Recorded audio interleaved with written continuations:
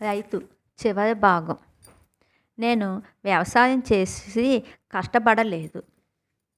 వ్యవసాయం చెయ్యటానికి భూమి లేక కష్టపడుతున్నాను.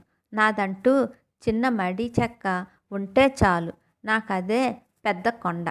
ఆ మాటలను అర్థం చేసుకున్న నేను ఉద్యోగం వచ్చిన కొన్నాళ్లకు ఏ భూమి అయితే మా తాత ముత్తాతలదో అమ్ముకున్న, ఏ భూమినైతే నాన్న కవులకు తీసుకున్నాడో అదే భూమిని కొని నాన్న చేతిలో పెట్టాను దస్తావేజులు.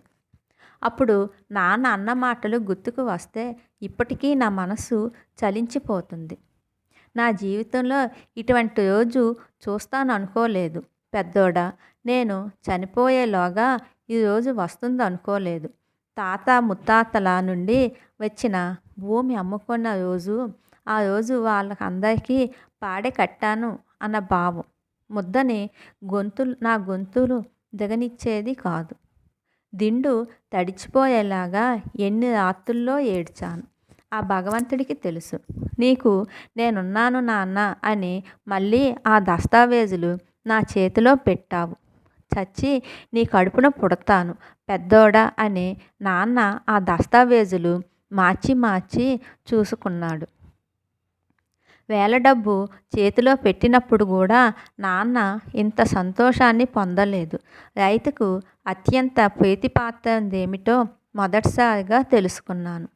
నాన్న కష్టపడడం చూడలేక ఓసారి, నాన్న నీకెందుకు అంత కష్టం, ఎవరినైనా మనిషిని పెట్టి వ్యవసాయం చేయించుకో అంటే, పెద్దోడా ఈ భూమి నా బిడ్డను ఇంకొకరికి అప్పగించి నేను ఎలా ఉండగలను అని నాన్న చెప్పిన సమాధానం రైతుకు భూమికి మధ్య ఉన్న సంబంధం ఏమిటో నాకు పూర్తిగా అర్థమయ్యేలా చేసింది.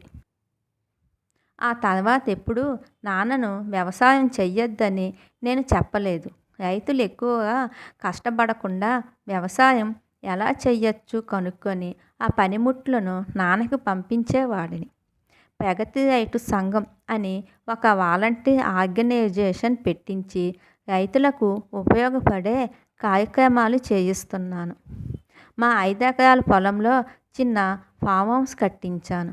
కానీ నాన్న ఆ ఫామ్ హౌస్ కన్నా చిన్నప్పటి నుండి అలవాటైన ఆ చెట్టు కిందే నులక మంచం వేసుకొని విశ్రాంతి తీసుకుంటాడు. ఎందుకంటే ఆ నులక మంచం మీద ఆయన తాత తండ్రులు పడుకునేవారు.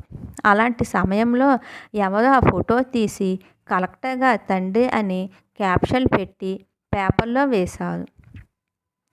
అది చూసినప్పటి నుంచి మా మామగారు సుజనతో మాట్లాడడం గమనిస్తూనే ఉన్నా. ఇలాంటి విషయాలు ఆయన నేరుగా నాతో చెప్పడు. చెబితే నేనేమంటానో ఆయనకు బాగా తెలుసు. అందుకని సుజనతో చెప్పడానికి ప్రయత్నిస్తాడు. ఆయన బాధ అది. చీఫ్ ఇంజనీర్గా రిటైర్ అయి ఆయనకు వియ్యంకుడు నులక మంచం మీద పడుకున్నాడంటే అవమానమే కదా.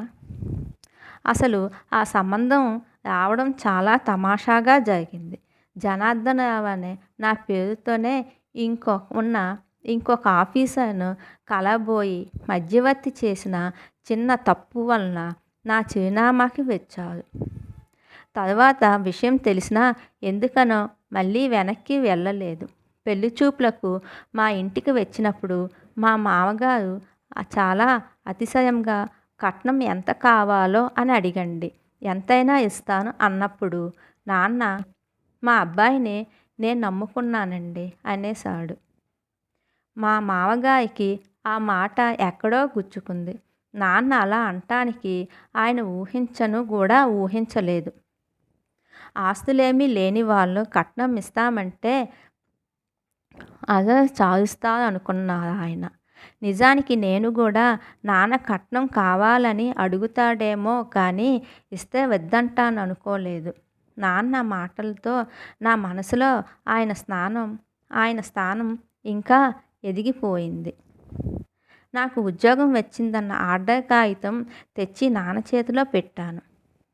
అప్పుడు ఆయన చెప్పిన మాటలు నేను రిటైర్ అయ్యే వరకు మర్చిపోను. ఎవరి ముందు తలదించకుండా నీ మనస్సాక్షిని చంపుకొని ఏ పని చెయ్యకు. జీవితంలో వెనక్కి తిరిగి చూస్తూ కంటే బాధపడి ఏ పని ఏదీ చెయ్యకు. నాన్న ఏమీ చదువుకోకపోయినా జీవితాన్ని కాచి వడబోసాడనిపిస్తుంది. ఆ మాటలు గుర్తుకొచ్చినప్పుడల్లా. ఏమీ లేనప్పుడు ఎలా ఉండేవాడో అన్నీ ఉన్నప్పుడు కూడా నాన్న అలాగే ఉంటున్నాడు. అది మా మామగారికి సుజనకి నచ్చలేదు. చిన్నప్పటి నుంచి ఆయనను అలా చూడటం అలవాటు కాబట్టి నాకేమీ అనిపించదు. కానీ ఇలా ఫోటోలతో చూస్తుంటే నాన్న గురించి ఎంత తెలుస్తున్నా నాకే ఏదోగా అనిపిస్తుంది. అలాంటిది బయట వాళ్ళకు అయ్యో పాపం పిల్లలు పట్టించుకోరేమో, ఆయన ఇంకా అలాగే ఉన్నాడు, అది నిజంగానే అనిపిస్తుందేమో. వాళ్ళెవరో అంటున్నారని కాదు కానీ నాకు కూడా నాన్న దర్జాగా ఉంటే చూడాలని ఉంటుంది. కానీ నాన్న ఆడంబరాలకు చాలా దూరం.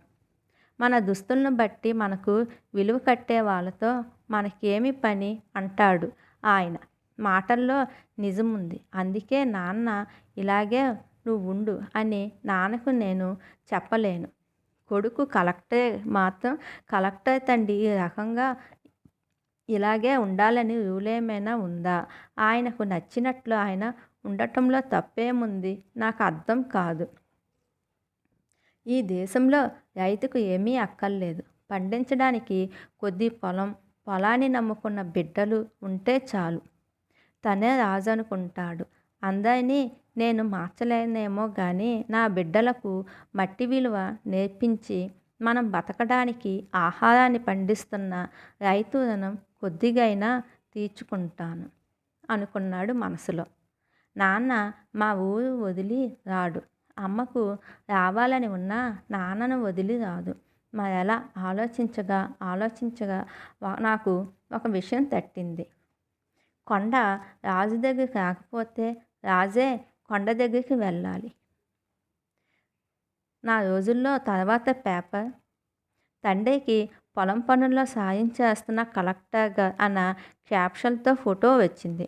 ఈసారి నులక మంచం మీద నాన్న ఒక్కడే లేడు. మనవడు మనవరాలతో ముచ్చటాడుకుంటున్నట్లు ఉంది. అప్పుడు ఆ ఫోటో చూసి ఎవరికీ అయ్యో పాపం అనిపించలేదు. అబ్బా ఎంత అదృష్టవంతుడో అనిపించింది. నాన్న కోరుకున్నదే ఆస్తి సంపాదన కాదు, ఆత్మీయ సంపాదన సంపాదించుకోవాలి అంటాడు.